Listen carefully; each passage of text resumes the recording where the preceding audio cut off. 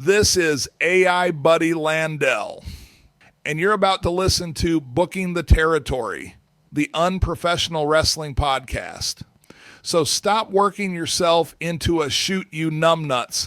This show is strictly for entertainment purposes only. Don't be a dumbass and get offended by anything on this show.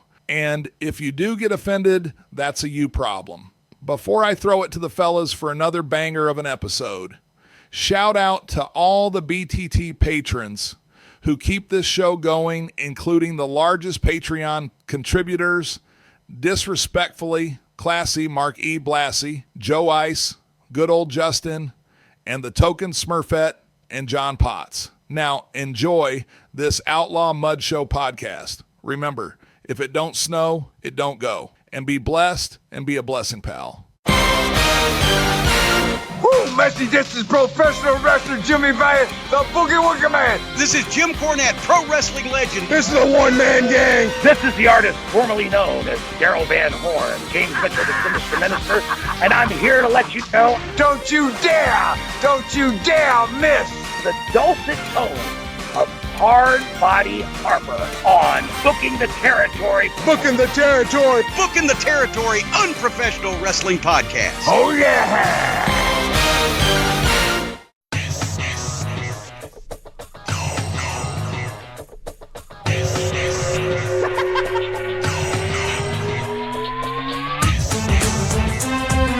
Welcome back, everyone, to this week's episode of Booking the Territory, the unprofessional wrestling podcast, where tonight we are covering WCW Saturday Night on TBS from July the 2nd, 1994.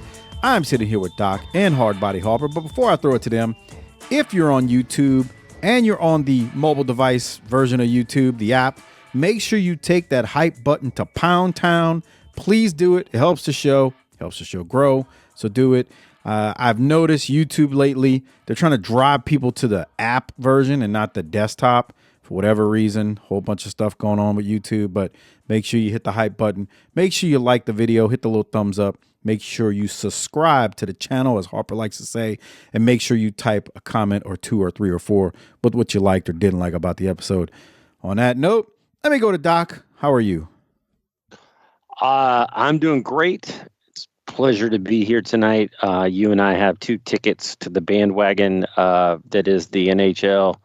Our Dallas Stars are going to face the league-leading Colorado Avalanche later, so we need to get on through with this in a tidy fashion so that we can all aboard up on that old bandwagon that we've been watching so much lately. I hesitate to call us bandwagoners, but I'm not bandwagon. I've been dialed in since the beginning of the year. Okay. Oh, yeah. Okay. Yeah, original OG, triple OG over here. We've been talking about this since bullshit. Since it started. You got a bumper sticker on your back window? I don't have any bumper sticker of anything on my back window. You see, there you go. There you go. Not just the Stars, nothing. I don't know Saints, no nothing. I'm not a mark like you. I'm not a fucking mark like you, Harper. Fucking bullshit. Do you own a hat? Do you own a T-shirt? T-shirt, yes. Right. It's probably one. Yeah, you get bullshit. Probably one you got free because your company forced you to go to a damn game. No, I think that's where you may have wandered off. Yeah. You left the playing field on that one, and ain't nobody buying for no tickets over here. Anyway, he's hopping in the ring early to get some reps in. Let's welcome in the superstar over here. I do have a question that all of America has been asking this week, Harper, and only you can answer. What? First of all, how you doing? Don't seem put great. out by this. And 2, what have you been dipping into your Outback blooming onion sauce? Oh, it's just the regular old the Frito scoops. Okay. And the like your standard, whatever you want to call them, nacho chips. Nacho chips. What about celery sticks? No.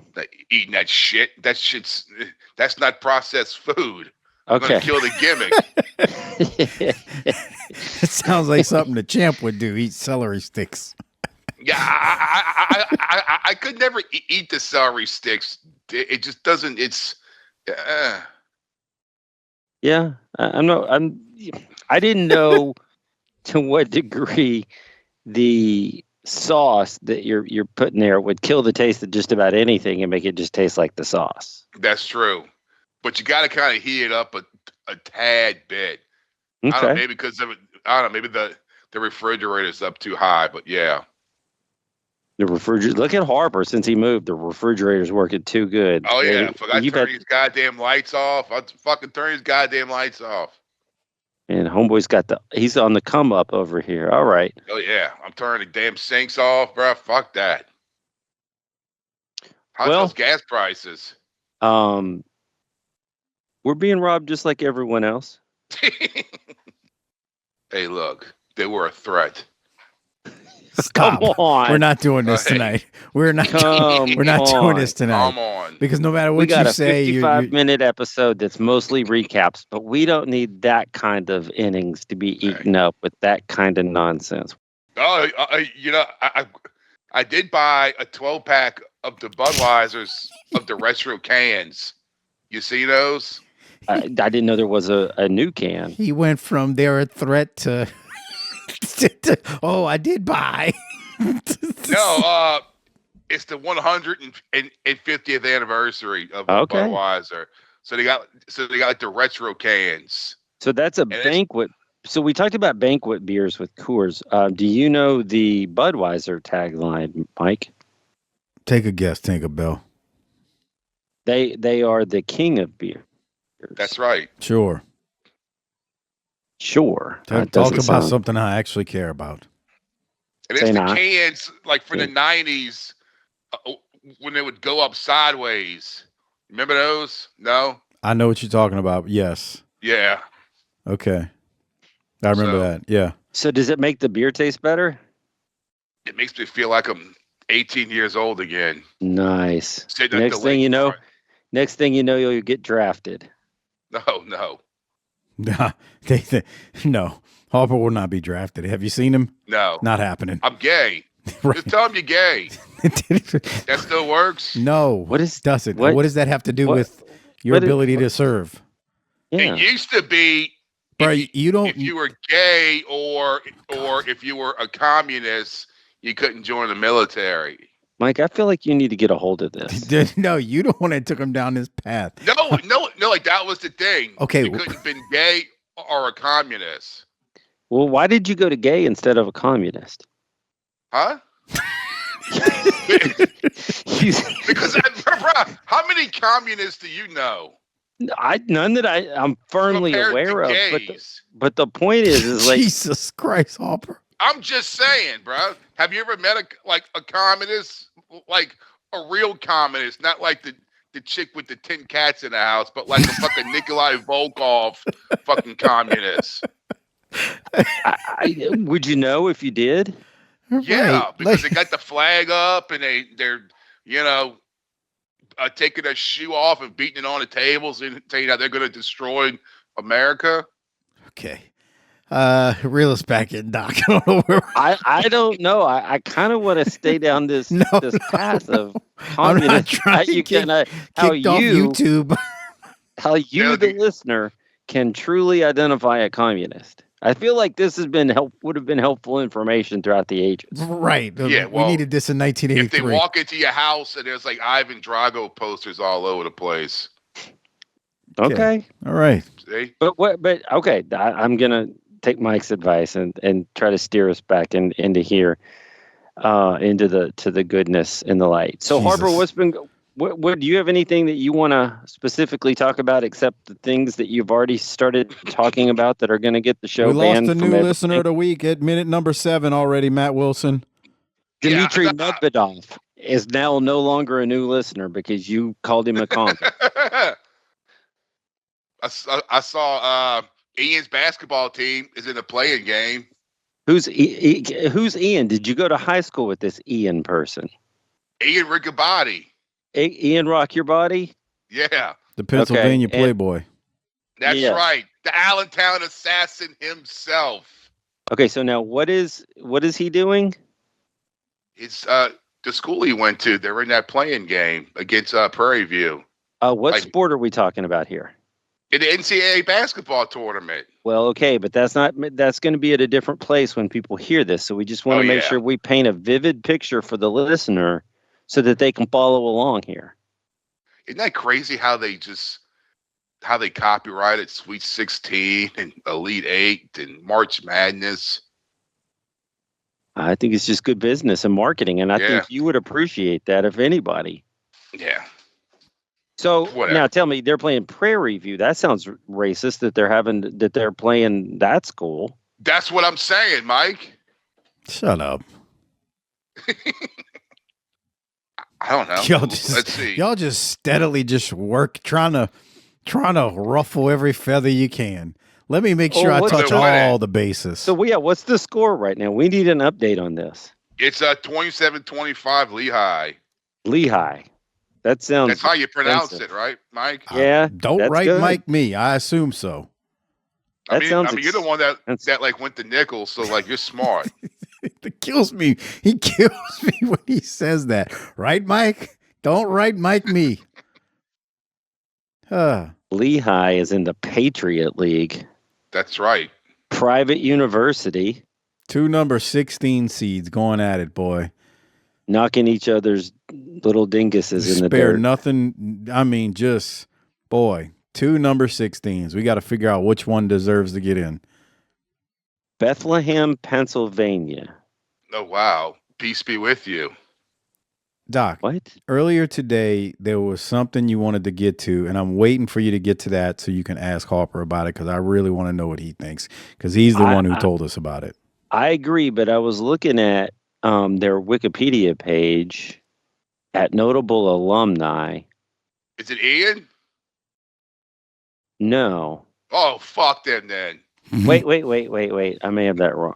There's a lot of people that went there. So I got to go through all this list. So it would be helpful if y'all talked about some. Fred Trump Jr. I think Fred Trump III. I would love to get you on the notable North Texas alumni.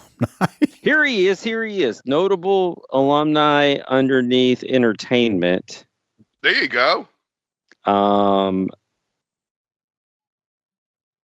I think, hold on a second. Ralph Malph went there, but he didn't graduate. Oh. Close enough. So let me see here. Who else? That's about it. Ian Riccaboni, host of Elite Wrestling's Ring of Honor. There you go. There you go. So you're right. So let's go. Wait, what's their thing? What are they called? Let's see. This is riveting podcasting. It's a bird. It's a plane. They're the mountain hawk. It's the mountain hawks. A mountain hawk. A mountain hawk. They're all over up there.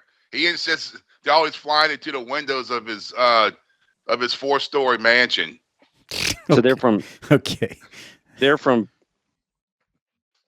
Wow. So they're the mountain hawks, but the city they're in is elevation of 360 feet. That's maybe why they're flying in the buildings. Okay. This is riveting. Well, I'm glad that Google mountain hawk. No. We have something important to talk about. No, we don't. I don't want to hear about Hogan. No. This is not about Hogan. This is something you actually texted us last week. What? So, I love to toot our own horn here. We were the very first podcast to bring you the world of glitching and buffering as it pertains to OVW, because we covered that show, Wrestlers or whatever, that covered OVW a few years ago, and we covered their owner glitching and buffering. Oh, yeah. Poor bastard. I don't know. Maybe he used the bathroom after the owner. That's fucked up, Mike. He knew as he was saying it, he might have gone too far. Yeah, Jesus Christ, Mike.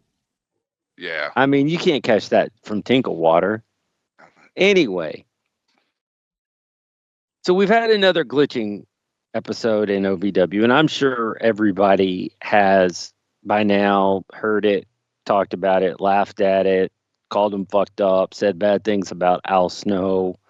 Just there's been a whole bunch of things and you can hear different podcasts react to it. But my question is a little bit different because a lot of the podcasts that people listen to are going to talk about how AEW or WWE would react to these things. And I think there's a whole other infrastructure in place for those kinds of big companies when they're putting on a show. What I really wanted to ask the two of you from your time in the ring is how that should be handled in a smaller promotion. We'll talk about Wildkat for a second. Because both of you have been in and around the ring during matches. And then, Mike, we know you've been in some of the muddiest mud holes of all of the Bayou area. And just how that looks and feels if a ref gets incapacitated when they're the one a lot of times calling traffic or helping to direct traffic in the ring. So we just sprung this on Harper. We're going to let him think a little bit about it. You know, what happens if your referee gets snatched by a special person or whatever that is. But Mike, what? Let's turn to you. Let's say that you're in, I don't know, pick one of the indie feds you worked in the 90s and you have a ref bump. We have a serious head injury that now is leading to a seizure. How fast are you kicking the referee out of the way to get the rest of your shit in? Well, I was hoping Harper talked first, but if you want to throw it to me. I mean, I'll put it this way. If I was out there and that was Saeed, I think I would know fucking what the fuck. Holy shit. He's not selling. Oh, he was selling. Yeah, right. But you would stop to do something, not just, all right, duck the clothesline.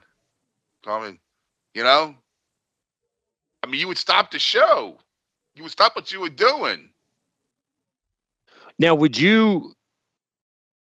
this is kind of the point and I think, this is the point where I think, Harper, you take it for granted that people know this stuff. But I mean, this is the reason I wanted to ask this is like, I think our listeners would want to hear from the two of you to say this angle, this unique position we have as a podcast with you guys being not big stars, except for the show, but being associated with wrestling, how you handle this. And so when you say you stop it, I mean, are you just rolling in the ring and we're done with this match and it's over? And are you trying to... No, dude, that's just... He had a fucking seizure instead of flopping around like a hardhead that someone caught at the damn Bonneville boat launch. They don't know what... Jesus. In the middle of the fucking ring. Can you explain what a hardhead is? No one outside of South Louisiana knows what the fuck you just said. My God. It's a hardhead catfish. Right. And you... Right. You They're all over Lake Pontchartrain. They're a dime a dozen. It's a trash fish. Right. Nobody keeps them. Right. You could, well, I can say nobody. You could, but nobody wants to. You could, but but yeah. So anyway, he's flopping around like a fish, and his legs kicking up. I'm like, what the? And then just doing that thing. The fuck. So my question is, do you just get in the ring and clear the ring of everybody in it, and then wave to the back? Do you try to get? Do you get the medical personnel? Please help something. Are you trying to keep up the appearances of the show going on? No, because by that time you're at a situation that's not supposed to happen, and this doesn't. It didn't happen anywhere. No one expected this to happen. This is a real life situation. So stop what you're doing. He's having a severe medical situation right now. I believe, as the kids say, he's crashing out. He is crashing out. So He's the Pentium printers of fucking crashing out right now. That's nice. Okay, so here's Stop before we get doing. Okay, so before we get to Mike's take on this, Especially something like this in front of a couple of hundred people that no one's paying attention. I mean, this ain't SummerSlam. okay, so that's the other thing that we're talking about here is that's why I wanted to talk to you guys, because what would happen at a Wildkat show? And let's get it clear. Wildkat's a big deal, but it's not on the same tier as a WWE. Oh, fuck no. Right. But y'all are a big time, long running promotion in that area, and y'all aren't mud show bullshit. So the question becomes, how does that then get handled?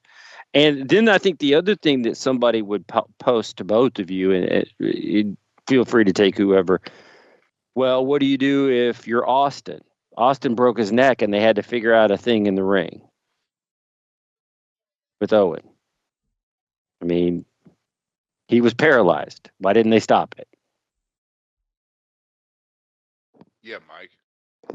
I think Austin tells a story that I think he told the ref stall for a minute or something, and then when he eventually, I believe that's a story he told, and then when he finally could at least just get a half a lick of strength, he, if you watch it, that roll up he'll tell you it's like it was the worst thing ever. It does look horrible. Yeah, I mean, but I think he told the ref. I think I've heard him say he told the ref that. Okay, so what about WrestleMania? Is it WrestleMania? I think it's WrestleMania, where Shane McMahon comes out and leapfrogs, tears his quad, and now we got a situation in the ring. Well, you saw what they did. Here's the problem. He tore his quad, and you got him out. This motherfucker couldn't communicate. Bruh, hold on. So here's the thing. I was going to let Harper keep going, but Harper's right. Let me jump in here. He takes the bump, because I watched this thing several times. Yeah. And at first, I just thought he was just didn't know how to sell. He's just like kind of like takes the bump. Awkward. And he goes back and he's not really. If unless you're like just staring at him, he's not really moving. His arms are and his hands are at a weird place because of what's happening, but it's not immediately noticeable. The other two guys in the ring, they keep going for like another, I don't know, 15, 20 seconds or so. And the whole thing lasts for like a minute, bro. Right. It's crazy. And then what's weird is you can see like 30 seconds into it, his leg lifts up in a weird manner. And that's what I'm saying. Yeah. That whole Tua Tagliavola arm. Yeah, that's when I'm like, okay, hold on. But hold on. That's not the worst part. The guys in the ring, they're not even noticing that the leg kicked up and he's all of a sudden now starting to twitch in a very weird way. They're still getting their stuff in. The worst part about it was not only that they didn't see it, was he's now like on his, like 40 seconds into it, he's on his side. There's a dude in black tights who rolls him over and then kicks him to push him out the way. And he's rolling a dude over who's stiff and awkward. And at that point, I'm like, surely you notice this isn't your buddies or the ref that you know normal selling. Right. I'm like, so yeah, bro, this is OVW. They should have stopped. Stop trying to get your stuff in and just stop. Stop. Like something, I will give you the first 30 seconds of it because I agree because he looks like he's just been bumped and he's laying there out. First, and so, okay. 25 seconds, 30 seconds, somewhere around there, you get a pass. But then when a leg starts coming up and he's stiff as a board and he's got that Tua thing going, when Tua, bangs the back of his head on the ground when he's playing Cincinnati on Thursday Night Football or Monday a few years ago, it's like, wait, this guy's twitching now. Something ain't right. He's definitely not selling. It's going haywire.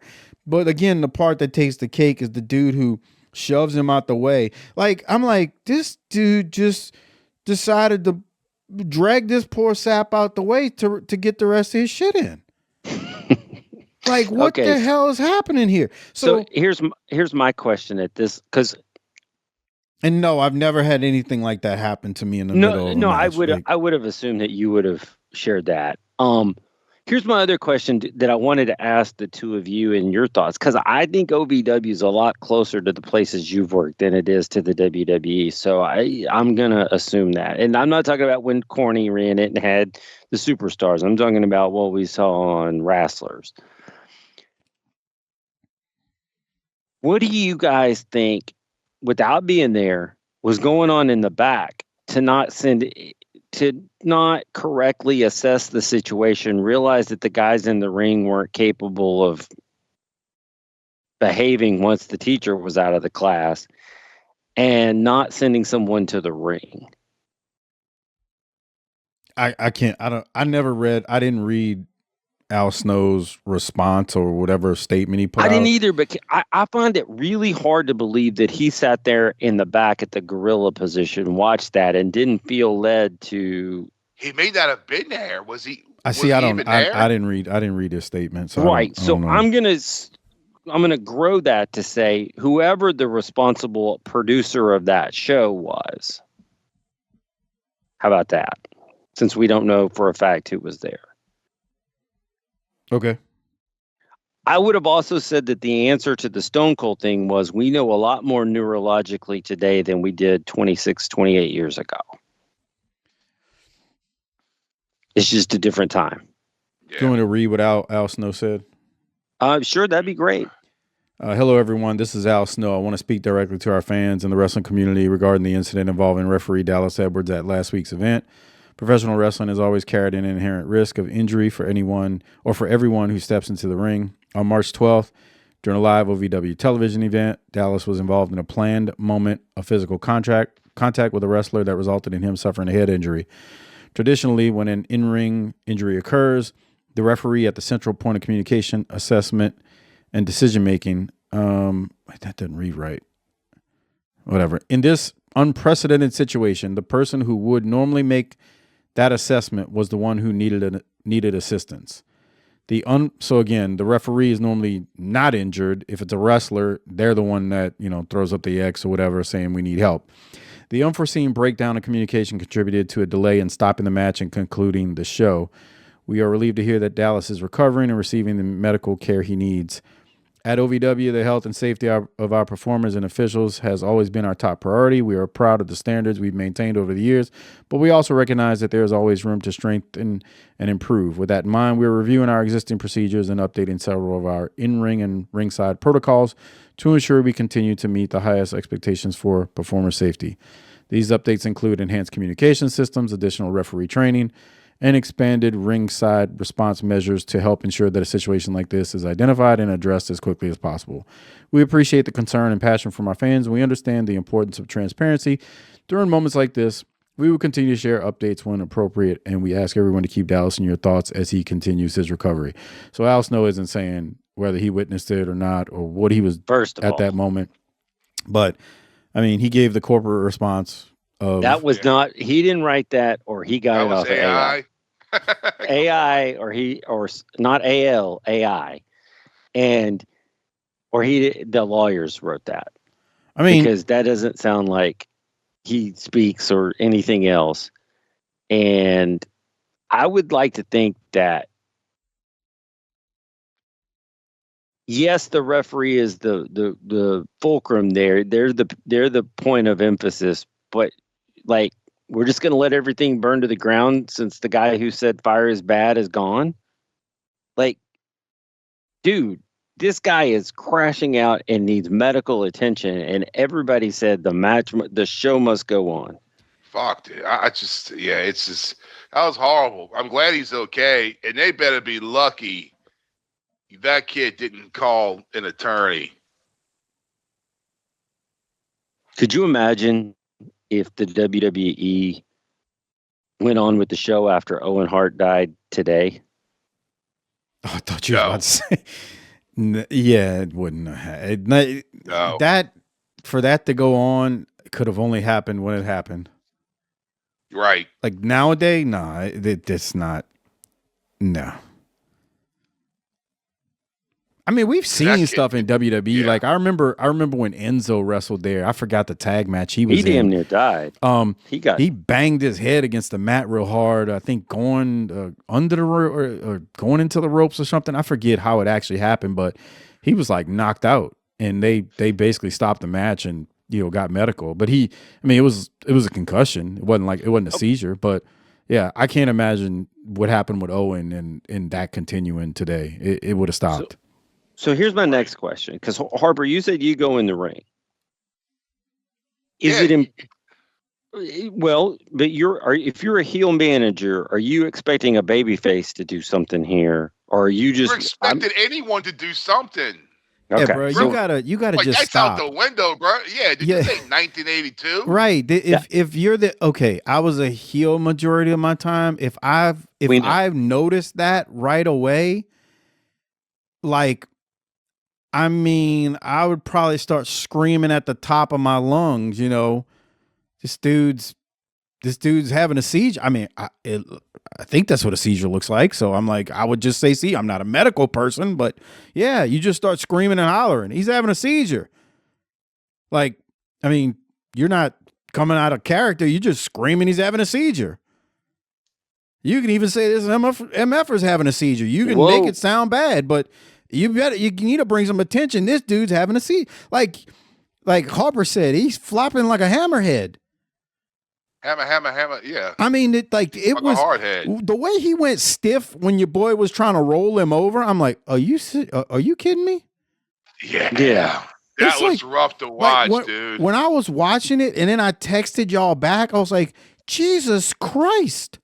The guy just like grabbed this poor sap out of the way to finish going. He's like stiff as a board. Spamming the turbo on the super kick button, right? Well, he's buffering and this dude's just like, let me drag him out of the way. Nobody messes up my moment. Right. This is like he's like, this is my WrestleMania moment. I'm gonna keep going. Sheesh. Yeah, that's just Bro, I'm not trying to be high and mighty here, but I mean, I'm just looking at this dude. Like I said, I'll give you the first 20 to 30 seconds because it's not real obvious. Let me say it like that. It might be to you because you're concentrating looking at him. But when he first bumps, you're like, oh, he don't know how to sell. He's just laying there. Yeah. And he doesn't like roll over and get out the way. But then it becomes apparent as you watch him and you get 30 seconds into it after he's hit, you're like, oh, no, something's going on here. That ain't normal. Like, that's not selling. And I think that's the perspective that we wanted to bring here tonight is there's a whole crew of people that if that happens on a big show that is ready to jump in and intervene at AEW and WWE. That's not in place in these small shows, but common sense is still around. Harper, where it's been so long, I don't even notice when I'm at Wildkat. Where is where's the paramedic and the stretcher at Wildkat shows? They're rules have changed. It depends on how many people that you have at your show. If it's 1,000, then you have to have the EMT. I think that's how it is. Don't quote me. Yeah, but if it's 1,000, I think that's the number. You got to have the EMT. I think that's how it is. Because I ain't been active in Louisiana since 07. Well, I put it to you like this, like for the Pontchartrain Center and the Hilario Center shows, yeah, they got a paramedic sitting there. Gotcha. And they're not by the ring, dude. They're just like in a corner somewhere playing on their phones. Well, my point was like, I just remember back in, late 90s, early 2000s, up till 07. I mean, you'd see them there. They'd be standing there with the stretcher. Again, it depends on the size of the building. Obviously, if you're in a building like the Pontchartrain Center that holds 4,000 or 5,000 people, obviously there's a lot of room. There's a lot of space for them to, not be right next to the ring. I've seen buildings where it wasn't that big, a building that can only fit 400 to 500. They're not even 10 feet away from the ring.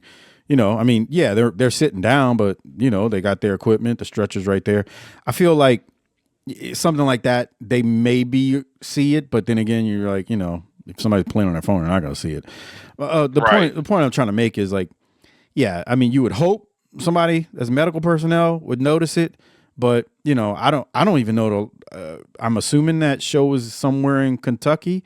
I don't know what the commission rules there are, because that's the other thing, like the local jurisdiction. I don't even think Texas has a commission anymore. I know Louisiana. No, y'all haven't had one. Yeah, y'all in many have years. one. Like Louisiana has one, Mississippi had one, Alabama, I don't think back when I wrestled had one. Like, not every state has a commission where like they have rules where you have to have a medical person, a doctor or a paramedic there. Like, I know that sounds crazy, but it's state rights. It just depends on the state you're in. I don't know Kentucky's rules. I couldn't tell you, but here's the thing. There's the potential that kicking him while he's having it, bruh. Yeah, no, that's what I don't understand. It's like, it's obvious. I mean, like you said, he's like kicking his leg up, bruh. When he rolled him over, oh my god! When he rolls him over, he's almost like in like the position of the letter C. That's the closest thing I could describe to it. And he's rolling him over, and then he doesn't get him all the way into the corner. He takes his leg and like pushes him over some more. And the dude is just like the dog is in his way. Right. It's like he got up to get a Coke out the refrigerator, and the dog's on the floor in his way. I'm just like, at that point, you got to look and go, wait, something wrong here, If you want to say the first 30 seconds, you not realizing it because you're too busy getting your stuff in, okay. But at some point, it's like, whoa, hold on. Okay, so that something that Harper just said made me think. So, okay, both of you guys, from the locker room perspective, I mean, I haven't seen anybody who's been like, oh, the guy who kicked the guy back into the corner, that kicked the ref, that's okay. Everybody's been like, dude, that's rough. I wouldn't say he kicked them, but he moved them with his legs and feet. Sure.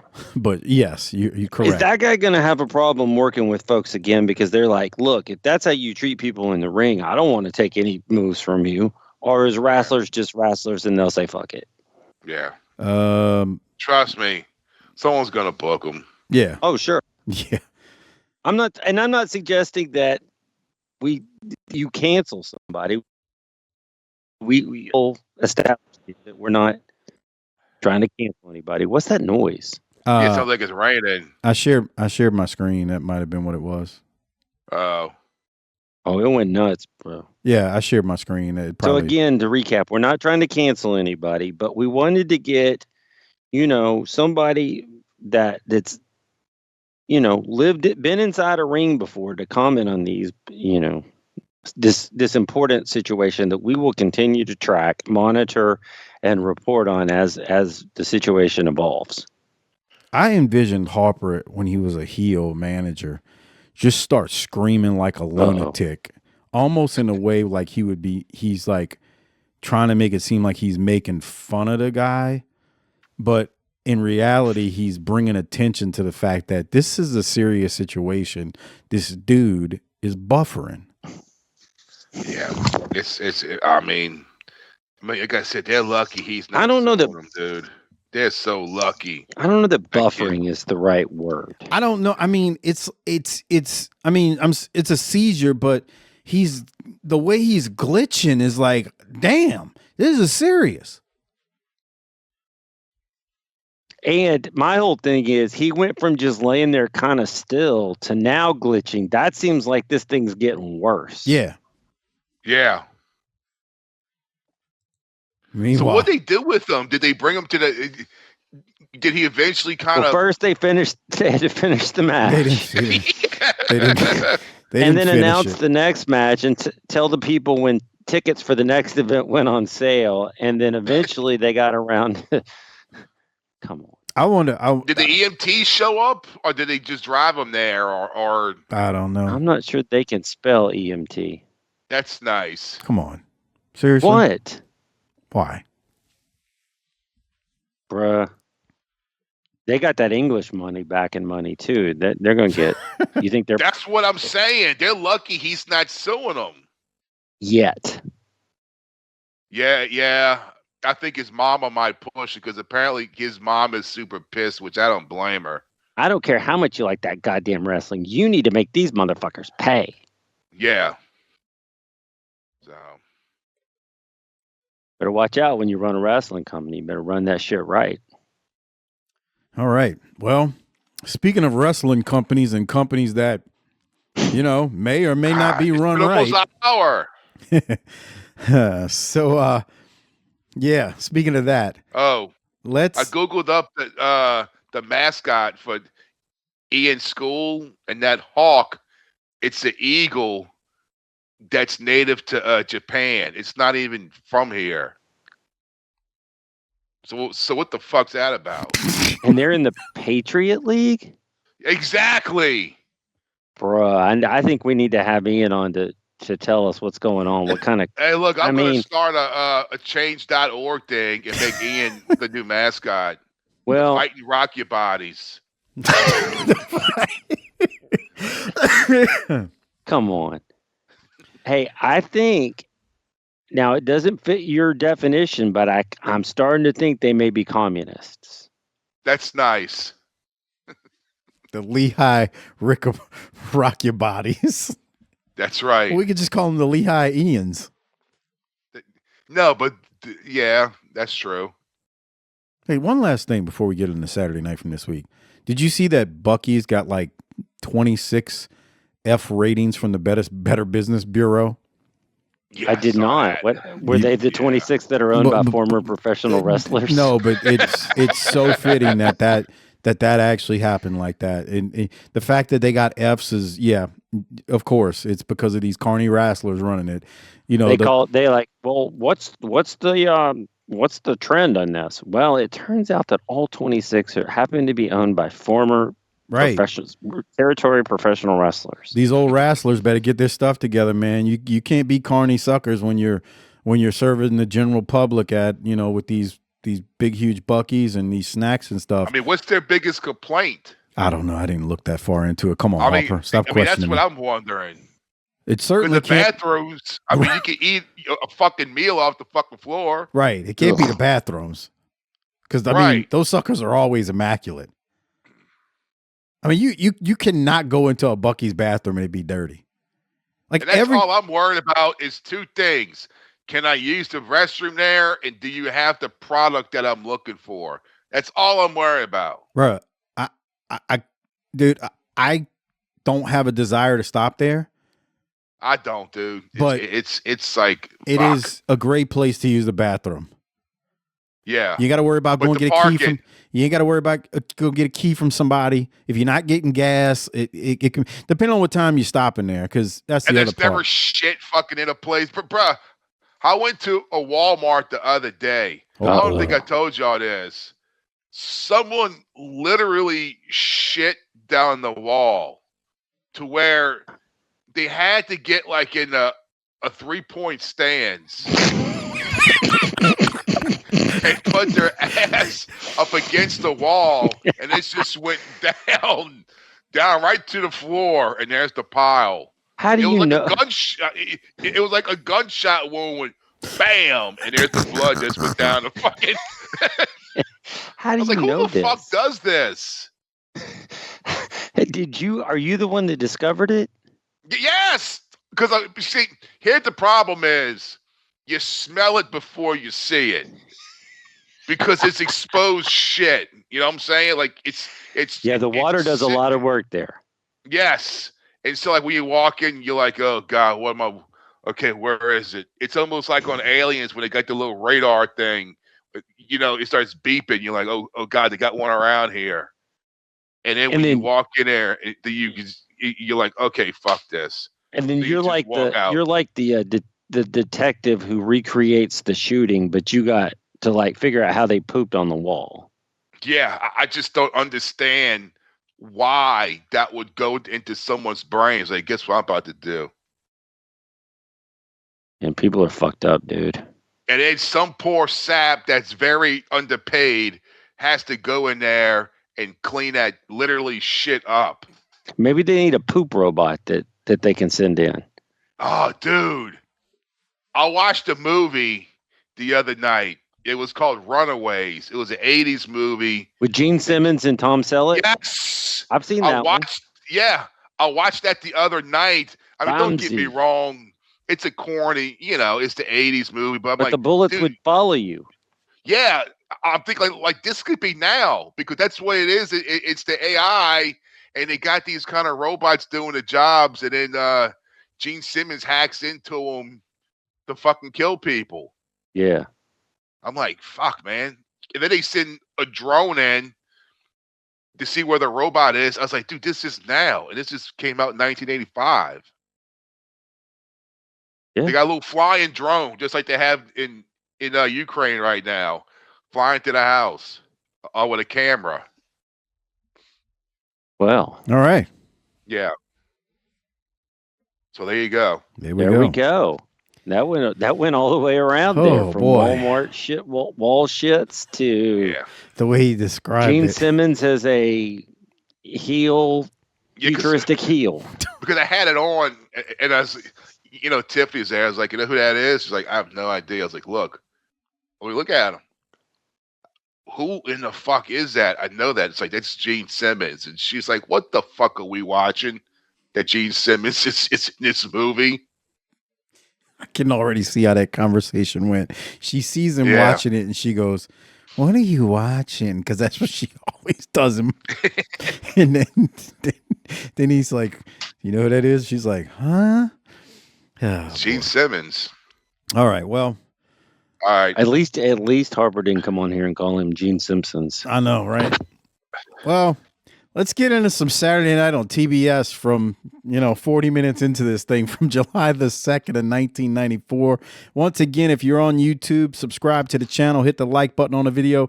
Don't forget to take that hype button to Pound Town and make sure you type plenty of comments with what you liked or didn't like about the show. This week's episode was taped May 25th at Center Stage. Second half of the taping from that day, according to the history of WWE.com. So, yeah, it was taped 5-6 weeks before it aired. Tony, Bobby, and Mean Gene open the show. They talk about the historic signing of Hogan versus Flair and the match that's going to take place at Bash at the Beach. Heenan says it is time for Hogan to put up or shut up, and Heenan and Mean Gene bicker a little bit before we are shown highlights of last week's contract signing. So, yeah, we get another replay of the contract signing and whatnot.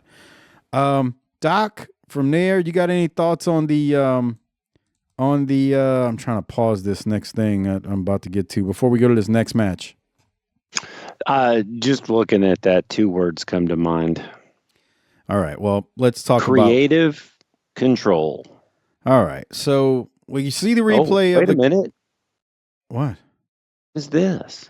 We see the replay of the contract signing between Flair and Hogan, and then we go to Brian Pillman versus Haito, which is Paul Diamond under a mask.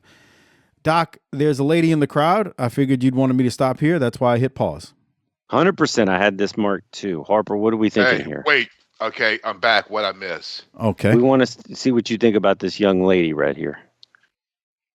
Man, look what she's wearing. Yeah, she looks like she had a promising, budding country music career and then said, fuck it, I'll just fuck wrestlers. Yeah, she looks like she's wearing the same thing E.T.'s mom wore for Halloween when she was a Cheetah Woman. All right. Wow. Okay. Remember that? Yeah, no. I remember that. No, she's pretty cute, right? Oh yeah, she's of age, definitely. No, I didn't say of age. She's cute. Yeah, she's an attractive woman. Yeah, that's right up Harper's alley. Yeah, I mean, she's in her 30s. Yeah, he likes that. I can tell. She's 27. You think she's that old? Okay. Yeah. What kind of car? That's your specialty, not ours. And I don't think she smokes either. She drives I'm thinking either I'm going with a Chevy Lumina.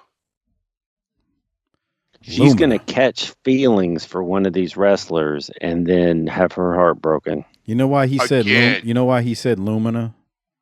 Huh? Because Ian Ricaboni the Pennsylvania Playboy, posted in the BTT Facebook group I think it was a Chevy Lumina, and asked Harper. No, that was a minivan. She's driving a regular sedan Lumina. Oh, okay. My bad. You're right. Yeah. Gotcha. Makes sense. Yeah. All right. Any other thoughts? Mike, Mike, do you have any thoughts about her? I don't have thoughts. we know. I don't have thoughts. She's got blonde hair. She's got a nice smile. Hot. All her yeah, teeth. she's. Mm-hmm. I'm not into blondes. She's probably. I think she's a school teacher. What do you think? Kindergarten. Oh, what's her husband do? She ain't got no husband yet. That's why she's at these matches. That's true, right? Y'all are dirty. I'm gonna get down there and find me a real man. Yeah. Is that Z-Man still around? I've always liked him. Jesus. What? Jesus. What? He was an attractive guy. Was he? A mouth is a mouth, I Yeah. guess, huh? Hey, see, look at this. Whoa. Wow. We liked Erase it better the when hate, you Mike. didn't have thoughts. Yeah. Okay. Boy. All right. Well, we continue. It is Pillman versus Haito. Haito is enhancement talent Paul Diamond under the mask, for anybody wondering out there. Tony says next week we will be live and fans will be able to pick the matches. Hogan will be here. Mr. T will be here. And Sherri is also barred from ringside next week. And Heenan is outraged by all of that. Outraged by Sherri being not being allowed to be ringside. Outraged by Mr. T. And outraged by Hogan. Doc, your thoughts on this match, if any? I'm outraged by the fact that we're going to let these marks pick matches. Marks? Seriously? You saw the amateur challenge. We want to let these people book the territory? Come on. Wow. Yeah, can you go from 8:45 to 9:05? It seemed a little clunky in the ring during that time. I wanted to see what you guys thought, because this isn't just some jobber. It's Paul Diamond. I want to see if there was something there you guys noticed, or just it is what it is. Well, we're here now, so I'm trying to see what happens. 8:45 to what? This is it. A little clunky so far. I mean, not the worst. Okay. Yeah. But we've seen worse than that, man. Yeah, we've seen a lot worse. Okay. Got to talk about something, bro. I totally agree. You got to talk about something. Yeah. Didn't say I was right. Just wanted to have some. You want the expert opinion, gentlemanly conversation with my boys. Gotcha. This was too long, by the way. Yeah, it's not like they had a lot of time to eat up either. But they let this go a while for sure. All right. Well, on that note, Pillman with a tackle off the top rope on Haito, and Pillman is going to win by pin, obviously. Doc, any thoughts on the finish, or were you good with it? I'm fine with that. Yeah. Okay. Yeah. All right. Yeah. Well, we will continue. Haito. I think that's how you pronounce it, Haito. Now that was weird coming off the top. I don't know if he took that correctly, but it is what it is. From there, we go to the next match. Commercial will come back. It's Steve Austin versus T.A. McCoy. It's 1994, and in a second, Harper, you're going to see T.A. McCoy is still rocking the mullet. We do get a picture-in-picture from Austin talking about Steamboat taking the TV title from him 18 months ago. Austin also mentions how Steamboat took his world title shot away when Steamboat battled Flair for the world title. Tony once again promotes next week, where it will be live and interactive, and the viewers will be able to pick the matches. Harper, on that note, thoughts on T.A. McCoy's mullet? He's got a nice build, but he's got a hell of a fluffy mullet, like he should be in a Smoky Mountain territory. It looks like he belongs there. Yeah. He looks like a roadie for Sawyer Brown. All right. Some girls don't like boys like me. Oh, but some girls do. Wow. Yeah. Yeah, kick it. I'm not. How's it go, Doc? I'm Got not it. white trash, but I'm not first class. I'm wild and a little crazy too. Some girls don't like boys like me. Oh, but some girls do. That was good, Harper. What is he You saying? like that? What is Sawyer Brown song. Who's Yeah. Sawyer Brown? They were a country band in the 90s that like won Star Search and then got famous, and like now they're in the wrestling ring apparently with Stone Cold. All right. Well, good to know. It's a crazy world, man. It is a crazy world we live in, man. Sawyer Brown and Stone Cold. Who would have known? We are back to these. I bet Stone Cold likes Sawyer Brown, though. Oh yeah. Hey, you know, man, those guys were just a little bit underrated, man. They had some songs. And the All right. race is on, and here comes pride in the backstretch. Heartbreak, moving to the inside. Nah, nah, nah, nah. Come on, Doc. Harper, No, what I would don't- D-Man have to say about you knowing Sawyer Brown songs? If a Harper knows all these stupid ass 90s country songs, like, what are you going to Mustangs back when you're fucking 14 years old? Going to fucking Mudbugs when you're fucking 12? Fucking wonder why I call you a fucking stooge. Harper, I just thought about something. Did D-Man go to Mudbugs and Mustang Sally's? I guarantee you he did. I mean, come on, bro. There was some tang there, bro. Yeah, exactly. I guarantee you he was in Mudbugs. Because I was on West Bank. to go where the tang is. I was going to Mustang Sally's. But yeah, because that was off of Williams in Kenner. But yeah, I mean Mudbugs, that was on. Yeah, that you're right. That was right because he's from Terrytown. Yeah, so he probably went to Mudbugs for sure. Oh yeah, he's right there. Bro, y'all making fun of me, bro, but let me tell you something, bro.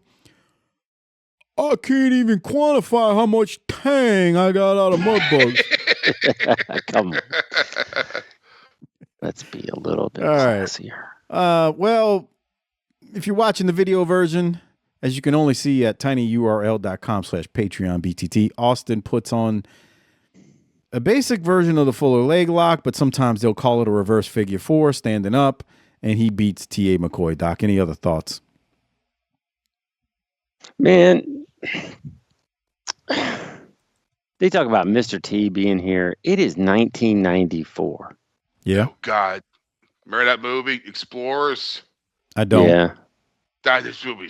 I tried watching that. Yeah, it's so fucking bad. But if it came on TBS right now, you'd watch it again. No. Yeah, I mean, maybe back then. I tried watching it. It was on Tubi or something. It was like, man, I can't sit through this shit. I'm not fucking 8 years old anymore. Fuck this noise. We sat through some bad things, that's for sure. Yeah. All right. Well, we go to the Bash at the Beach Control Center, and I'm going to play this promo right here. We're only a few weeks away from the next pay-per-view review on Patreon that you can only hear at tinyurl.com/PatreonBTT. Not only will you get access to that pay-per-view, you'll get all of our Clash of the Champions specials, all of the pay-per-views dating back to 1985 since we started doing this, the JV Goon Squad shows, and so much more at tinyurl.com/PatreonBTT. But we need to go now to an interview during the Control Center, and I'm going to play it because we're 24 minutes into the Saturday night, and we haven't heard from anyone, so we got to play something this week. Here it is, and we'll review it on the other side. Come on, baby. Hit him harder. Come on, Hulk. Hang in there, baby. 10 seconds. Come on. Stick and move, baby. Stick and move. Hit him harder. 5 seconds. 5. Time. Hawk in good shape. The Hawkster's ready. I don't think if he can take my shot, he can take anybody's shots. What you gonna do, Ric Flair? July 17th in the Orlando Arena when Hulk Hogan runs wild on you. George Forman says I'm ready for you, dude. If the man is ready. All right. Doc, any thoughts on George Foreman training with the Hulkster? Maybe they were talking about how they should make a grill together and sell it. Remember, Hogan missed the call, and that's the only reason that Foreman got the grill and not Hulk. Right, because they call you up just once. Now, I'm If not. no one answers, they're like, "Oh fuck, Doc didn't answer. Fucking call the other guy." When the food's ready, it just lets out a, "What you gonna do, brother?" Now, I'm not saying I believe that story. I'm just telling you what Hogan said. Right. Don't you mean Balea? Balea, but I didn't go to high school with him. Foreman's 45 there. Ain't that nuts? Yeah. Kind of weird because, like, I think of him as older, but yeah. I'll never forget watching him fight, though, at that late of an age, and how all the old men I was around during the time was like, it's incredible that he's doing this at that age. Yeah. But all he had to do was catch you once. You're right. I mean, true. All right. Well, Mean Gene runs down much of the rest of the card. We're going to see Vader versus Guardian Angel, Austin versus Steamboat. Pretty Wonderful is going to take on Cactus and Kevin Sullivan for the World Tag Titles. Whole lot more happening. But also, Doc, before we get out of this segment, we got to hear from your favorite wrestler, Balea. He's going to cut a promo, and he's also going to talk about a couple of other things, maybe. So how about... Just remember what my ongoing premise is. He's a heel. All right. Let's go to that promo now before we go leave the beach, Bash at the Beach Control Center, and we'll talk about it on the other side. Hogan. You know, I have never seen the Hulkster more focused in my life, because on July the 17th in Orlando, Florida, at Bash at the Beach, he knows, I know, and all the Hulkamaniacs all over the world knows this will be the biggest match of the Hulkster's life. And you know something, Jimmy Hart? There's not a thing in this world that lives or breathes that can stop me from getting what I want at this point, man. Physically, brother, the pythons are pumped beyond belief, brother. I can rip a bumper off a Cadillac Jack. Mentally, I'm focused, I'm prepared. And with body, mind, spirit, and soul meets at one time, one focal point, one given arena, the Orlando Arena. Ric Flair will be mine, brother. You know something, Jimmy Hart? I heard Ric Flair talking about he's been on the mountaintops 11 times, brother.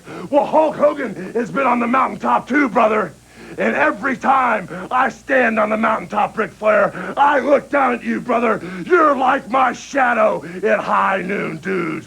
That's why, now that I've planned the work, I'm going to mastermind the plan, and I'm going to take it all the way. There will be no more question after Orlando who the man is. There will be no more question about the prayers, the vitamins, the training, and the believing in yourself, brother. Hulkamania is immortal, and it's going to live forever. But you know something, Jimmy Hart, you little teeny squeaky mouse. This is where you come in, brother. Oh, yes. There's one thing that might get in my way, and that's sensuous Sherri. What would you do if she handed Ric Flair a pair of brass knuckles? Would you make a move? Of course I would. What would you do if she handed him a 6-foot-long piece of chain? Would you make a move? Of course I would. And what would you do if she grabbed you by the necktie and drew her fist back? I'll tell you what I'll do, Hulkster. Let me tell you something, Sherri, baby. Would you like Jimmy Hart to rip those fake eyelashes off your face? I don't want to hear that. I'll do Would it. you hit her? Would I hit her? Would you hit her Jimmy first? Hart will not only hit her, I will give you a root canal with my fist, baby. That's what I wanted to hear, Hulkamaniacs. Now I want to warn you. When I come into the Orlando Arena, whether it's Learjet, helicopter, or flying on my Harley Davidson, there's going to be a big shadow cast over the arena. But it's not a 747 coming in for a crash landing. It's just the 24-inch pythons coming to take the belt. What you gonna do? By the way, Mr. T will be on hand, and Shaquille O'Neal, big number 32 with the Orlando Magic, will present the championship belt to either Flair or Hogan. Dustin Rhodes. All right, Doc, thoughts? You said you remember who the heel was, so what do you got? We're going to hit women now? This is so bad, Michael. Turn this shit off. Just wait. Can I get off early, motherfucker? Can we turn this shit off? Dungeon of Doom. Dungeon. Look, we spent 45 minutes talking about something besides this tonight. Okay, so we tried. Let's go back and do that. Like it's a parody of Hulk Hogan. It's almost like it's not the same thing because he's definitely a northern, WWE/F guy, but it's almost like that Southpaw regional wrestling from that they put on WWE Network years ago. And it's because it's such a parody of it. It's like, are we serious here? And I get that Jimmy Hart's trying to be clever with saying Sherry Baby, like the song Sherry from Frankie Valli. But that song at that time was 32 years old. See, 1962. I didn't even make that. I didn't even make the tie-in to the song. I just thought he was just saying Sherry Baby. Yeah. So you didn't like this, Doc? So Hogan's Balea's gonna have his little pipsqueak hit a woman. This is so bad, bro. I mean, it's not that bad. It's bad, Mike. He's trying to wind you up, Harper. Don't take the bait. He's rage baiting you. What you gonna do, brother? You think that the fans in the Dorton Arena want to see this shit? No. You think over in Greensboro they want to see this shit? What has happened to our fucking wrestling? First it was that fairy Sting, and now it's this. I gotta tell you, after watching this, I feel like I owe Sting a big apology. You do. You should. You do. I told you that from day one when you were on a crusade against Sting in Sting's early days when he was just jumping aboard from the UWF. I kept telling you, because I'll never forget the first or second appearance he made. Your exact line was, "We're just going to put the Rocket on his back." And I'm like, he's not going to win the title as soon as you think he does. He's not world champion that quickly. And you just had it in your mind because you were not a Sting fan. And right. And everything, but you also have to realize, hold on. Everything that you said about Sting, the hilarious part back then, is exactly what they do with Hogan. They didn't do it with Sting. But I didn't see this. He was here when you started watching wrestling again in 95. What do you mean you didn't see it? You saw that. What I'm you saying might is, not have saw this in 94 at the moment. Right. I never saw this. To this day, I haven't seen this shit. I've never seen this Bash at the Beach. It not gets a bad, second. dude. This is a free sample. It's it gets bad, it's dude. a free sample. This is the broad sitting at the grocery store with the fucking, you want a pigs in a blanket? She's got the little free sample thing. That's what this is. Get ready, bruh. It gets bad. The fucking Zodiac. And of course, Jesus Christ, it's bro, you think WWF was cartoonish? That was at least in the 80s. This is in the fucking mid-90s. Alice in Chains and shit. Bro, I'm saying he for the 5 millionth time was a necessary evil. By this point in the world, I had seen Soundgarden 3 times in concert. I ain't listening and watching this cartoon shit. Yeah, we're out here hanging and banging with flannel on, pal. Yeah, I can. This and whatever's going on in WWF at the time is the reason ECW comes into prominence. 1,000%. Everybody was talked about that. Everybody was tired. Like, I don't say everybody. Most people, early teens to us in our late teens and early 20s, were exhausted with what you're gonna do, brother, along with all the cartoon stuff that was happening. Heyman likes to exaggerate a lot of things, but I'll never forget, it was on one of the ECW documentaries I've watched with him. I think it's the WWE one that did it.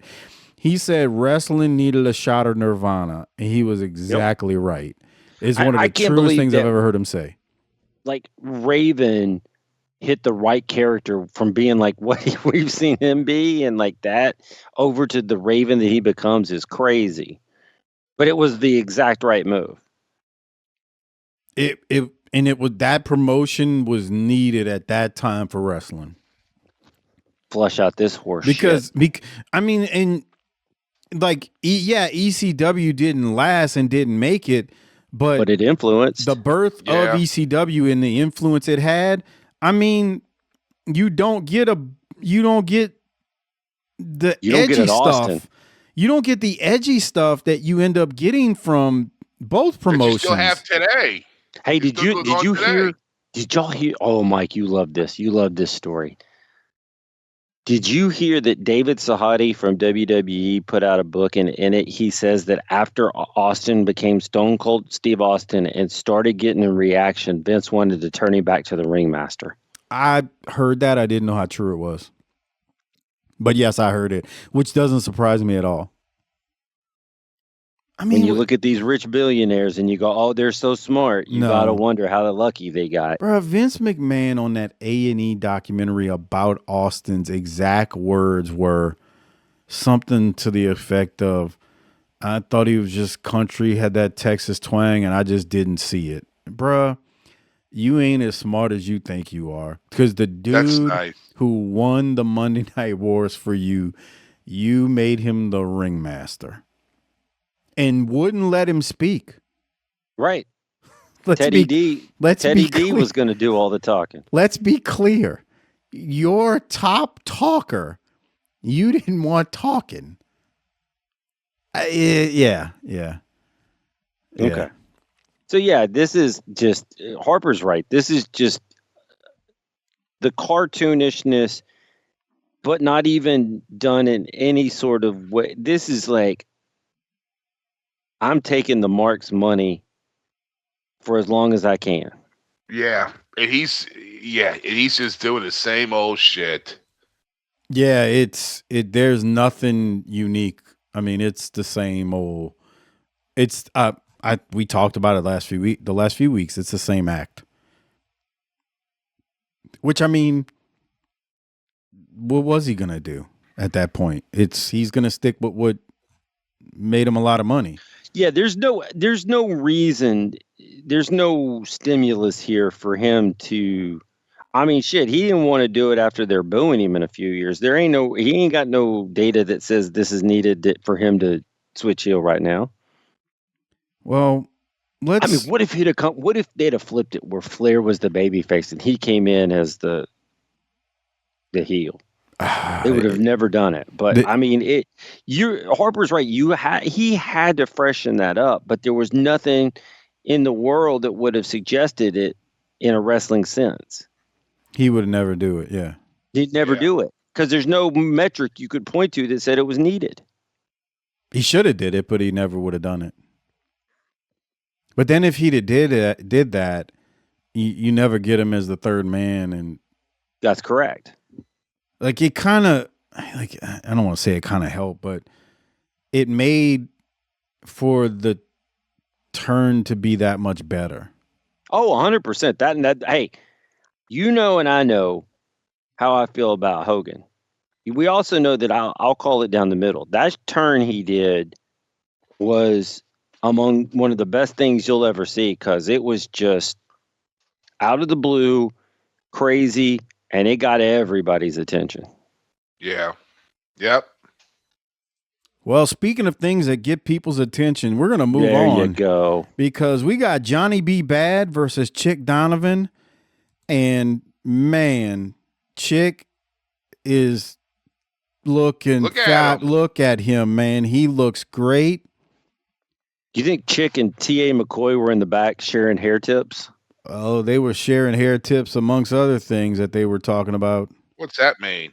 Yeah, well, what does that mean? I mean, I wouldn't put it past Chick to be winking and doing some plowing. What? Kind of like Pillman was doing. What do you know about nothing? Chick? You just look at him, man. I told Ian Ricaboni on social media. We need to get Chick in AEW so he can show these proper young guys some proper dance moves. Maybe have him have a match against Mike Jackson. Oh my, I'd take it. I'd sign up for that. Could you see Chick Donovan, almost 80 years old or however old he is now, dancing on AEW Break a hip and TV? start having a seizure. Now we got to stop the match because we just said you got to stop matches like that. Right, Come he on. still looks good for his age too, man. I'm sure he does. Yeah, he does. Anyway, we got Johnny B. Bad versus Chick. Heenan says Hogan is trying to make sure his back is covered. That's why he's bringing in Mr. T and he has Foreman training him. And Heenan says, what is he going to tell all the little friends when he loses? I love There Bobby you Heenan. go. It's fabulous. Anyway, Doc, this is a quick match. What do you have from it? Yeah, I felt like Chick should have got a little bit more run there, but whatever. 34-40. Are we going that far back? What are we doing here? When he shoots the cannon off? Yeah. Yeah. You think like that shit goes off and those people right there, look at those. Stop. Look at those four. This ain't like the Smoky Mountain wrestling that we like. I mean, look at those people. But they're enjoying it. Yeah. I mean, what are you talking about? They're having fun. They just That woman that looks like Reba McEntire behind them. Whatever. How old are these four people here? We got, what, 3 ladies and a brother. Those are older people. Yeah, I mean, they're in their 50s and 60s easily. They're all in their 60s. Okay. Easily. Sure. They're getting shot with confetti. I hope this doesn't put out an eye. I think the visual of when he shoots the thing off is ridiculously bad. Look. The chick on the left there, the old lady. Look how he's holding the cannon right there. I know. That's nice. They're getting lit up with dick confetti. Yeah, he blew his big old black load all over those old white. Now, the one on the left down there, the little scrawny one. Yeah. Harper, what year was she still a piece of ass? Come on. God, the one all the way on the left? Popped it. That's somebody's grandma. Right. I know, but I'm talking about when she wasn't. What year was she still considered, Oh, Harper, this is bullshit, bro. This is what people come on, grow up. This is what people on this to y'all show, bro. I mean, come on, bro. That woman's got to be 75 years old. And this dipshit over here, Doc, is asking She about. does. He's talking about, hey, when do you think she expired being a piece of ass? I mean, come on, bro. Yeah. What the fuck we doing here? We working the room or what? I mean, you think you're fucking funny, you ain't fucking funny. Somebody need to tell y'all that. I would have said 1961. Maybe so. You're saying pre-Vietnam War? Oh yeah, she was handing out hand jobs in Korea, maybe. Dude, That's nice. Come on. Yeah, thank you. It might have been World War II. I mean, come on. I like how you like get me in trouble and then hop in. That's nice. Dude, I'll never forget the first time Dara was on the show. People were posting comments on Facebook, and we were reading them, and they were just ridiculous questions. And Darren gets to like the 4th or 5th one. Oh, bro! Oh, come on, bro! What the fuck is this Jaworski bullshit, bro? What the fuck? He just starts. He's like, "Are you fucking serious, bro? Come on, bro! Are we serious here?" Yeah, we're serious. All right, that's how this thing works. What the hell's wrong with these people, bro? Did you think you were going to come on here and talk about the stock market and your 401k That's plan? nice. I mean, what the hell? Sheesh. All right, Doc. Any thoughts on this match? I don't even know what we were talking about here.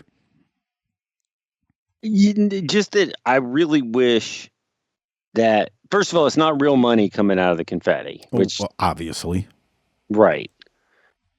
Maybe that's why we're losing money. I wish Chick would have got some offense or some dick dancing or something, but whatever. We got a full load from Chick in Memphis in 1989 or whatever it was. Hey. Anyway, did he not take the monkey flip there? Like Chick's like, look, I ain't letting you hop over me like no, that. I don't know what the hell happened on that finish, because Johnny B. Bad goes to the top and he hits a double axe handle and then he's gonna pin Chick. But I actually thought that chick was expecting the sunset flip off the top. Because, like, look how chick goes down. Like, it's almost like she's because if it's going to be an axe handle, he's just going to walk into it. He's just going to be standing up. He's not going to bend over like he's going to take the sunset flip. So I don't know what the hell happened on that finisher. Does that make sense, Harper, what I'm saying? Wait, do it again? Like, watch. Johnny B. Bad comes off and chick goes down like it's going to be a sunset flip. Yeah. If it's a miscommunication. If it's a double axe handle, chick's not going to bend down. He's just going to walk into it and give his forehead to Johnny B. Bad or his head. Yeah, it was a little screw up. So I don't. They messed that up. I don't know who was in the wrong, but it didn't go down as it should have. Any other thoughts, Doc? None. No. All right. Well, after that, we go to Vader and Harley Race for a quick promo. Wait. I would say this is at the MGM Studios, right? This is center stage. Center stage. Yeah, I mean, whatever the fuck.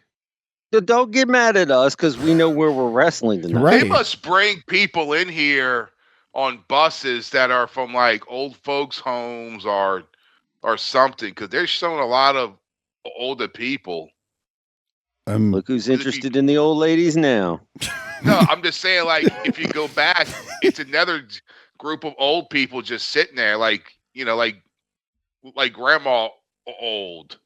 Maybe it's at the home they were like, I used to like going to the wrestling matches, and they're like, well, hey, I bet you we could do that, and then they ended up there instead of Smoky Mountain. I mean, it is free. I mean, right? Yeah, because so you got 750 free people here, right? This is what he's talking about. See what I'm saying? Yeah. Okay, so. Now I've got to ask. There's some diabetes in that picture, boy. Come on, man. I'm surprised the picture's not tilted one way from all the weight. Oh, you're an asshole. The sugars are flowing, brother. That got Harper too. I'm 2 for 2. All right. That's here's a watching wrestling motherfuckers, question. Bro. Here's a Harper. There's some hee-haw watching. Oh boy! Wow, these people took a left turn at Harlan and ended up in fucking Atlanta. Yeah. Oh god. Okay, so the bitch of Bo James knows those people. come on. That's my favorite podcaster, man. I'd listen to him talk about anything, but especially like hearing him talk about the wrestling. Yeah, Bo can tell some stories, man. Go ahead. Anywho, remind me to tell you a story about him after the show. Anywho, serious wrestling question here related to this. We've talked about some sketchiness with the wrestlers putting their parts in other people's parts, and maybe age limits for the lower limits weren't adhered to. How does that work on the upper end of the age scale for these wrestlers? I mean, are their grandmas out there getting dicked down too, or grandmas, No. are they safe? Man, these people just straight up, you know what I'm saying? This is a Smoky Mountain crowd. Because you got the fucking, on the bottom right, I'm just saying, this whole picture, because if you look at the guy on the very bottom, look at that motherfucker on the bottom right. I mean, what the fuck? Harper, this is easy. That picture right there is easily 24% of America today. 24%. I was trying to be generous and give us some hope. On that estimation, pal. I was trying to give us some hope as a nation in this time of conflict. We're done, bro. That ship sailed. We just trying to have fun while we go out. I mean, look at these. They got. I guess that's a redheaded kid. I mean, okay. I guess he went with grandma, and I assume that's a kid sitting to his left. That's a kid, right? I don't know, bro. It's hard to tell. Yeah. It's just That's mounds. right. It's really just mounds if- of fat. If we're being honest, in that middle row, all the way to the right, I can't tell if those are old ladies or men. That's yeah. Now since you said it, Like I can't tell if that's an old lady or that's an old woman, and that's the grandkids, and that's a grandkid, and they got this kid that's like elementary school age kid. Bro, and this other broad just looks like, yeah. Let me tell you something. It's a buddy of mine back in the day. He was heavily into bodybuilding, and he generally was pretty much always in good shape, especially when he was during competition season. And we were at a buffet one time. Craig Walson's gonna love that. And he's like loading up because he's about to start, dieting for the next 12 weeks or whatever, heavy, so he can get on stage.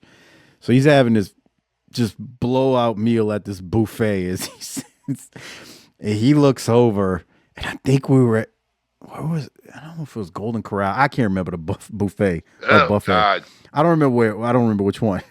And we see a group of people that looks like these people. And he had me about to choke on my food because he's just running down every last one of me. He goes, "Look at the fat one over there." He goes, "See, that poor goddamn kid ain't got no hope." He's like, "Look, mama's fat, God, daddy's like fat, with Luke. Grandma." Exactly. It wasn't Luke, though. It wasn't Luke. He's like, "Mama's fat, dad's fat, grandma's got 1 foot in the grave on a banana peel. Look at her. She's 400 pounds. It's amazing she's still alive at 55. Like, he's just running down, and it looked like these people right here. Mm-hmm. The best thing that kid could do as soon as he graduates high school, go join the fucking Navy and get away from these fucking people, dude. He's got a better chance of surviving World War III than the family. Yeah. That's what I'm saying. Like, go join the Air Force because you're not going to do anything. You're just going to unload cargo ships all day, Clean latrines. Do that. Yeah, fucking doing bullshit work. Jesus, Harper. I'm just saying. That's the truth. Okay. You're not going to be running around with a rifle and shit like that. They're going to just have you, working a forklift, putting pallets of fucking grenades at the cargo plane. He doesn't look like the rifle holding type. Is that what you're saying? I'm just saying, like if you want to dodge that part of the military, that's how you do it. Bullshit. He gets in there and then conflict pops off, and they just okay. So here's what you're gonna do.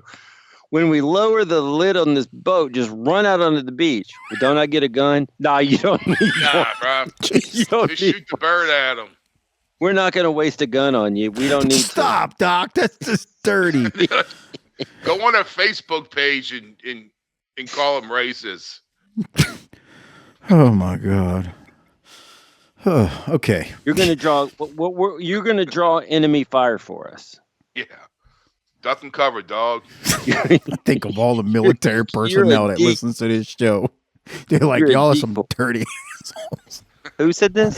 I'm just thinking of all the military personnel that listens to this show. No. We're sending that boy out to get shot because his body is like a bullet cushion. He can take all those bullets. Lord. And we waste all their bullets so that you real soldiers can sweep up behind and protect our freedom. Okay. I'm telling you, bro. You join the Navy or join the Air Force, and that's it. And that's how, because you got to get away from that environment. Bro, do you think the Navy wants him? You're going to weigh down our boats. Come on, you see? Harper's not wrong. Like, it's the only thing that's going to change his fortune. It's the only way out of town. It's either that or deal drugs. Yeah, or go to jail or die. Or just like you join the fucking active duty Air Force and you get away to where these people aren't within a day of a car drive close to you. You go get stationed in goddamn South Korea or in Japan or in fucking Italy and just do whatever. All right. Yep. Okay. Boy, now that we got that out of the way. And somehow we think that we're going to bring manufacturing back to this country. Stop. There's your workforce. There's your workforce right there. Oh, my God. All like right. a rock. Let's go now to Vader and Harley Race. They got something to say. They'll get us back on track in the wrestling, and then we'll talk about it on the other side and review it. Here it is. Johnny B. Bad in action joining me, 452 pounds of monster. He is awesome. He's Vader. Manager Harley Race, first of all, congratulations on your recent induction in the WCW Hall of Fame. Did you hear the challenge last week from this man, the Guardian Angel? Yes, Mr. Oakland, I heard the idiot talking out here saying that Vader has been running from him. Well, this man runs from no human being. He's never taken a backward step in his whole entire lifetime. So, Guardian Angel, or whatever you want to call yourself, we know that you're the skunk underneath it that whacked me and nearly beat me half to death. Now, please. That's the sour grapes, Harley Race. Man, let me tell you what time it is, brother. It's Vader time. The Guardian Angel, you know, I know, and the world knows you're not man enough to stand toe-to-toe, nose-to-nose with Vader. I've already taken your pride. I've already taken your integrity, and let's face it, call me Boss Vader, because I've already taken your name. Now, you say, come and beat you one more time, brother. I'm standing right here, live and in color. I'm not hard to find. Let's get it on, baby. Vader time, one more time. Okay, that could have it at the bash at the beach. Vader, very strong. I thought that was good because he told Boss Man he took his name.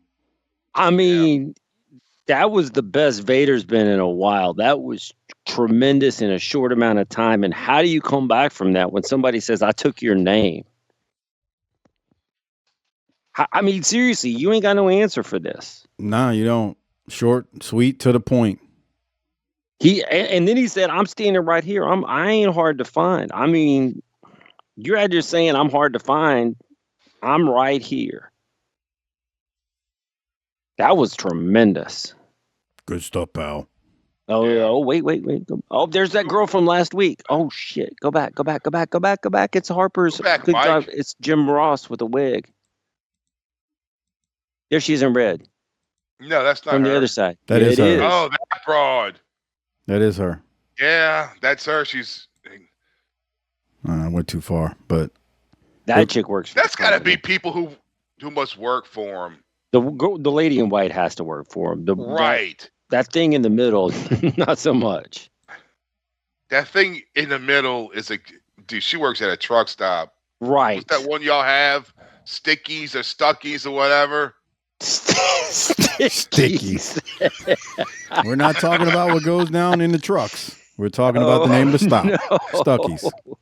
Yeah, Stuckies. She works at Stuckies. Yeah, we know what's actually sticky, though, huh? You know, if you get a 12-pack at Lone Star, you get a free trucker hat. Jesus. I got stuck at Stickies. Literally. Jesus. Buc has got to be kicking that place in the balls. I would imagine so. Oh yeah, I think Buc-ees is kicking everybody. Dude, the only time it's not busy is if it's like super early in the morning. Yeah, like I've been on the road like real early where I'll stop at one, and man, it's the only time where it's not like busy. You walk in, use the bathroom, get out in and out quickly. I'm ready for the Buc-ees heel turn where they start flipping the birds to the Better Business Bureau and be like, no, we don't give a shit. Come at us, bro. We ain't having this.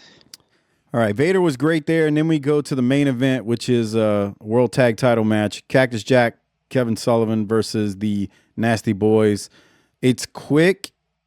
And Doc, I'll go to you on that one. It's quick because it's only an hour episode, so it's not like we can give these matches a lot of time. They keep calling him Brother Dave. Get the no. He's talking about Dave Sullivan / Evad on the outside, who's on crutches. The Equalizer. They only go like 3 minutes. Was it double DQ? And Do you want to see these guys in a regular match? Don't they kind of have to now be in a garbage match? I don't use the term garbage, but I mean, that was a point Crockett had made. They kind of booked themselves into a corner here. Yeah. It's like you gotta have you gotta have going backwards. Yeah, you can't. I mean, especially if you're not even thinking about Sullivan, you just think about Cactus. Cactus has been in wars with these dudes. It's like at this point, you're. I mean, how do you top that? Somebody would have to get thrown off of a Hell in a Cell. Like that's the only way you would top it. It would. You couldn't top it any more than what they did. I mean, they blasted Cactus with a shovel in the head. Right. So when you see this in this environment, you're like, there's probably not anything going to happen here. Well, and that's what they did to get out of it was actually a good idea, if you ask me. Which I'm going to go over in a second. I think the better idea is to just not do this anymore and just go find another sport. But we got a pay-per-view match with Pretty Wonderful versus Sullivan and Cactus, so that'll be good.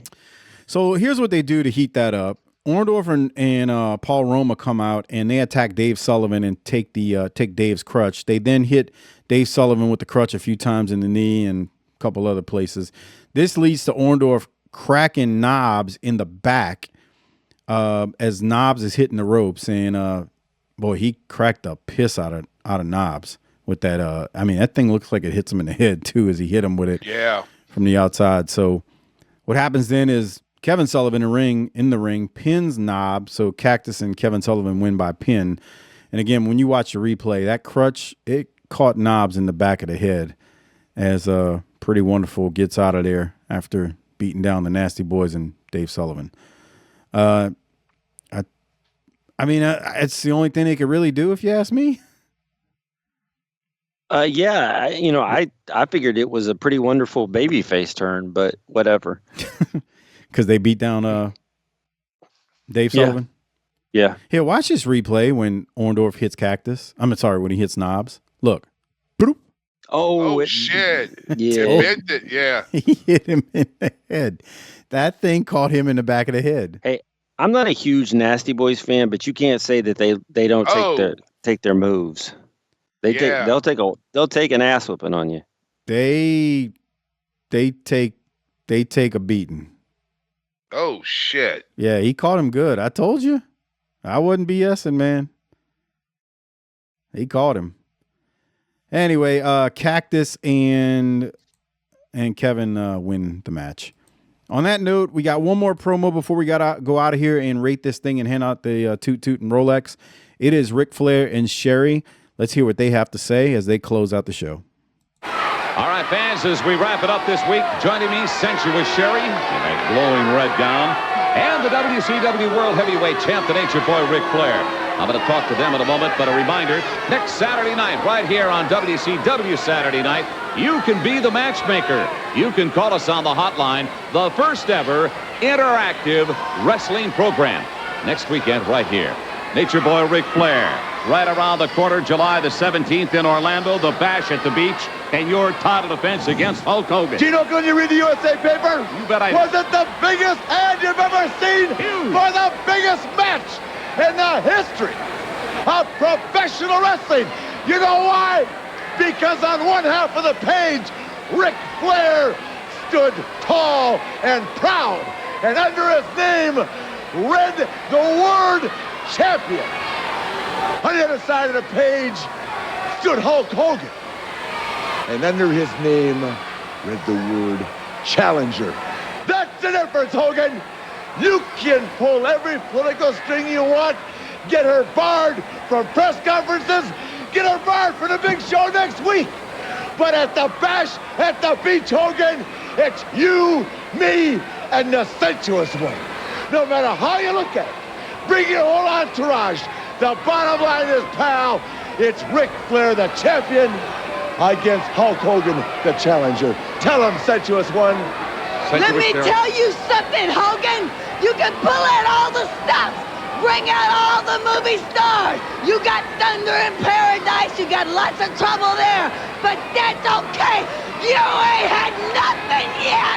I'm gonna be there Don't you ever think that you're gonna get the best of me! We'll see you next week live right here. And we'll see you tomorrow night on the main event. So long, everyone. Yeah, you can tell that is tape not at the same time as this taping. By the noise and by the piped in crowd. But anyway, Doc, thoughts on that? I thought it was average for them. That was all. Harper? I mean, I'll take it. It's better than Hogan and goddamn Jimmy Hart. Yeah. He's got a point. Jesus Christ. He said, I would listen to white noise on the fucking TV than fucking listen to that shit again. well, he said, Hogan pulling political strings. I mean, don't open that can of worms. For real. Well, that is how they go off air. And we need to rate it and hand out the Toot Toot Award or the Rolex, whichever you prefer. Before we do it, a quick reminder, only a couple of weeks away from Bash at the Beach, where we will review Flair versus Hogan at the pay-per-view, along with so much more. You can hear us do that at tinyurl.com/PatreonBTT. That is tinyurl.com/PatreonBTT. Also, the Clash that we just did a couple of weeks ago is also available there, along with all of the Clashes that we did before that, all 27 of them, tinyurl.com/PatreonBTT, where you not only get that, the JV Goon Squad shows, and so much more. All right, Doc, time to rate it. Hand out the Toot Toot and the Rolex. You going to throw it to Harper, or what you going to do? Of course. All right, Harper, rate it. A C plus. It was only 55 minutes and 41 seconds. I don't give a shit. Hogan's just killing me.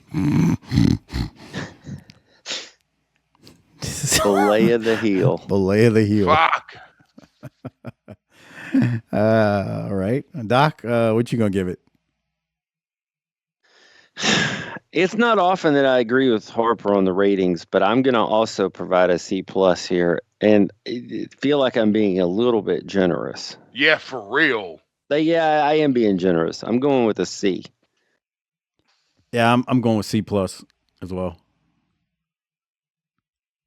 I mean, it is what it is. I don't want to beat the same horse every week. Not trying to be negative, but it is what it is. I think we're gonna. I mean, we found some ways to entertain ourselves, and hopefully all the people. I mean, this is as fun as it sounds when we're all together talking and laughing and joking. It's just we have to work around the wrestling here. You know what's funny? I mean, I've obviously not gone back and listened to our older episodes from 86 and 87. I guarantee you we gave something a C plus there, whereas if we stacked it against today's show, we'd be like, my God, what were we thinking? That was an A plus. Yeah, I agree. I'm sure we've done it. I just don't know, couldn't tell you exactly which episode it was, but I know it's happened. I'm sure we murdered something. That shouldn't have been, yeah. This shouldn't have been. All right. Well, and you know what? What? Sorry. Well, it's time for the Toot Toot or the Rolex. Doc, who you got? I'll go first on this one, and I'm going to tell you, I'm going to roll it with Vader on that one. I thought his promo was tremendous. Yeah, I'll give mine to Vader. He surprised me. I got to go Vader as well. I mean, it wasn't hard to shine in this episode because there wasn't much else to talk about, but it's hard to not go Vader for sure. Vader was good. Talking about taking Boss Man's name, which is hilarious. Kind of like a shot almost because he didn't, but we know why he couldn't have the name, which was great. So, yeah, it's Vader. All right, before we get out of here, quick reminder. Wildkat X-Rated is June the 27th this year in New Orleans. That is June the 27th. It is a Saturday night. Bell time will probably be 7 or 8. Just depends. As soon as ticket information is available, it will be posted in the Facebook group. I'll also post it on Patreon. I'll post it on Twitter.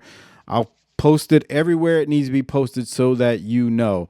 Tickets have not been announced yet, but the date obviously has been. So as soon as it's available, as soon as the tickets are available, it will be posted so that you can scoop them up and get them quickly because they do sell out, generally speaking. Also, when you see the show posted on social media, whether it's Facebook, X, Blue Sky, wherever, Instagram, repost it, retweet, whatever it's called, share the show. It helps grow. And then last but not least, on YouTube, don't forget to take that hype button to Pound Town. That is Pound Town. And make sure you like and subscribe to the channel as well. Doc, anything else before we get out of here this week? What did I miss? A C+ episode, I guess.